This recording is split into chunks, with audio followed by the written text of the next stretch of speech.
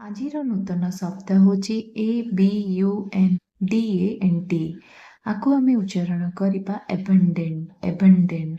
abundantର ଅର୍ଥ ହେଉଛି ଯେଉଁ ଜିନିଷ ପ୍ରଚୁର ମାତ୍ରାରେ କିମ୍ବା ଅଧିକ ଥାଏ ତାକୁ ଆମେ କହିବା abundant।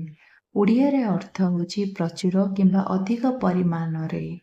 ଉଦାହରଣ ସ୍ୱରୂପ ବୁଝିବା, this region has abundant water resources, ମାନେ ଏହି ଅଞ୍ଚଳରେ ପ୍ରଚୁର ପାଣି ସଂସାଧନ ଅଛି।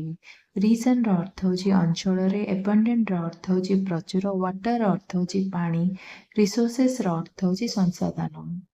ଦ୍ୱିତୀୟ ଉଦାହରଣ, mangoes R abundant in summer, ମାନେ ଗ୍ରୀଷ୍ମରେ ଆମ୍ବ ପ୍ରଚୁର ମିଳେ। ମ୍ୟାଙ୍ଗୋସ୍ର ଅର୍ଥ ହେଉଛି ଆମ୍ବ, abundantର ଅର୍ଥ ହେଉଛି ପ୍ରଚୁର, ସମରର ଅର୍ଥ ହେଉଛି ଗ୍ରୀଷ୍ମରେ।